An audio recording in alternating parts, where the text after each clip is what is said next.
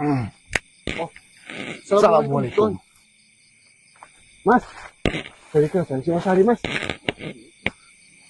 Assalamualaikum.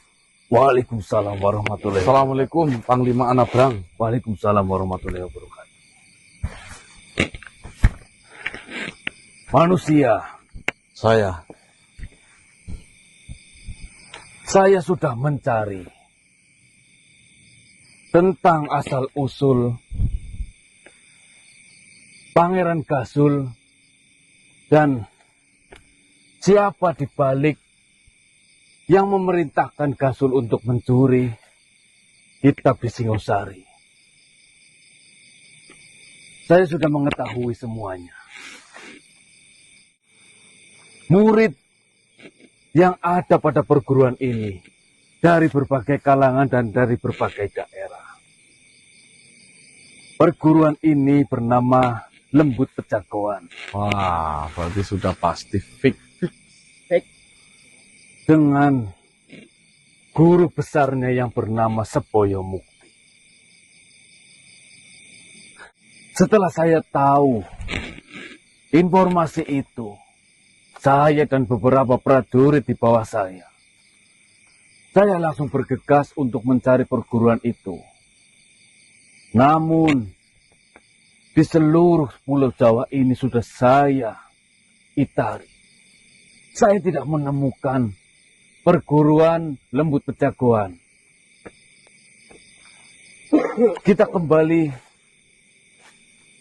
ke pertemuan beberapa waktu lalu. Bahwasanya ada makhluk yang bisa kalian lihat namun tidak bisa terlihat oleh saya ataupun bangsa seperti saya. Ya. Dan ini bersangkutan dengan Gasul. Saya berpikiran, apakah mungkin dan ada kemungkinan besar bahwasanya perguruan Lembut Pejagoan sudah benar-benar dibawa ataupun diboyong menuju ke alam tersebut. Sehingga saya sudah mencari ke sana kemari. Dengan tujuan yang benar-benar jelas, saya tidak menemukan apapun di tujuan itu. Kami mendapatkan informasi itu dari beberapa sumber. Salah satu nama Lembut Pejagoan sudah kami dengar dari kemarin. Dan menurut informasi, keluar masuknya bangsa dari Yuda Barera, makhluk yang itu berasal dari perguruan tersebut, yaitu Lembut Pejagoan. Itu satu. Nah, informasi selanjutnya saya mendapatkan informasi yaitu perguruan Lembut Pejagoan itu ada di suatu wilayah. Wilayah itu bernama Sukun Gebang. Itu menurut informasi dari makhluk yang memang pernah berurusan atau mencuri kitab dari sana. Mungkin kita akan telusuri ke arah sana dulu saja, Tuan Anabrang. Informasi yang kau dapatkan memang benar. Namun, saya dengan para jurid saya tidak menemukan apapun di hutan Sukun Gebang itu. Dan saya rasa memang benar. Kecurigaan saya bahwasanya perguruan Lembut Pejagoan sudah berbeda alam dengan kita. Maka dari itu, bangsa seperti saya tidak bisa melihat hal itu. Mungkin duduk lebih. Ya, silakan. Jauh sebelum kita mengurusi masalah ini, perguruan Lembut Pejagoan sudah memiliki banyak sekali murid. Mungkin saja beberapa tahun ini perguruan Lembut Pejagoan sudah tidak menambah murid ataupun menerima murid baru. Karena saya yakin sekali perguruan Lembut Pejagoan sudah disibukkan dengan makhluk yang sudah berkeliaran di tanah Larang Kidul ini. Itu yang perlu kita cek ke sana. Mungkin di bangsa Tuan tidak terlihat. Namun saya kan belum mengecek secara langsung. Karena kemarin dibuktikan saya bisa melihat langsung makhluk dari alam Yuda Barera. Barangkali kedatangan saya menuju ke sana nanti bisa menemukan petunjuk. Ya, saya lupakan hal itu.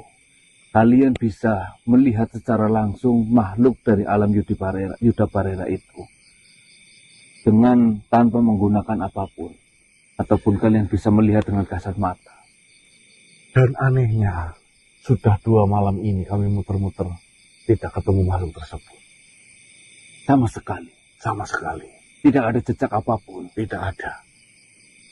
Apakah mungkin makhluk yang berasal dari alam Yuda Parera itu menyadari sesuatu, bahwasanya kalian sedang mengurusi masalah yang ada di Larang Griyo?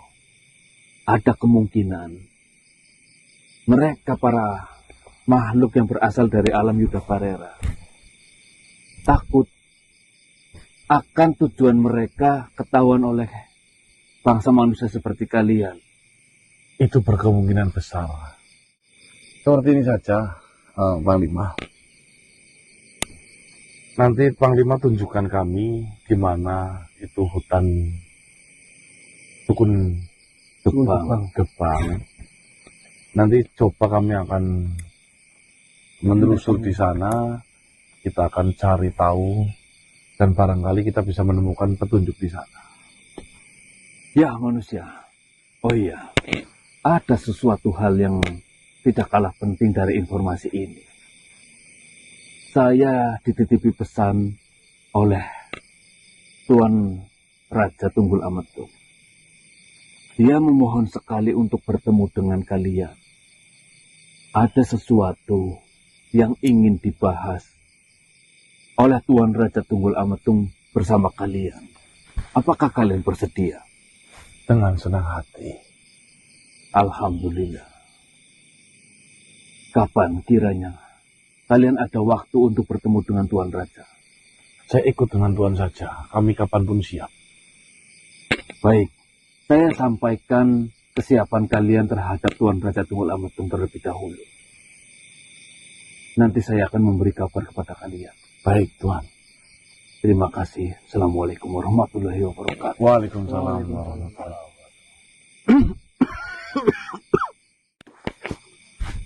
Jangan mendekat. Saya tidak sudi berdekatan dengan kebatilan. Assalamualaikum Pak Kiai.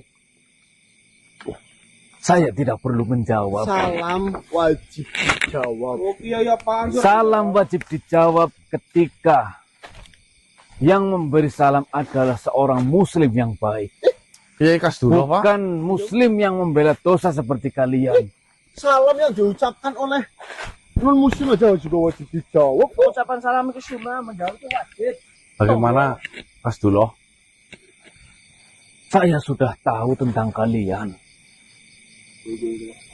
Ternyata kalian yang beberapa hari ini, beberapa hari yang lalu, ataupun beberapa minggu yang lalu, kalianlah para gerombolan manusia yang dengan sengaja melanggar kutukan yang ada di Larang Griyo sehingga membuat sebagian besar warga yang tinggal di sekitar Larang Griyo terkena celaka. Kami tahu akan hal itu. Melanggar apa? Lalu, kalau jangan tahu apa maunya? Sudahlah. Kami tahu. Dan para warga juga sudah pada tahu. Bahwasanya si gila itu memang benar-benar bersalah. Kalian jangan coba-coba menutupi ataupun membela dia. Ya maksudnya gimana sih? Bagaimanapun, sampai dunia ini hancur pun, kebatilan tidak mungkin akan menang melawan hak. Dan kami, saya terutama, saya percaya bahwasanya saya berdiri tegak di hak. Di lingkaran yang hak. Dan saya yakin betul kalian sedang membela yang batil. Jawabannya cuma satu. Jangan. Ketika setan sudah tidak bisa menyesatkanmu, setan akan membuatmu merasa paling benar. Betul. Paham? Dan saya yakin juga bahwasanya setan yang kalian maksud selalu mencoba melindungi pendosa seperti si gila itu.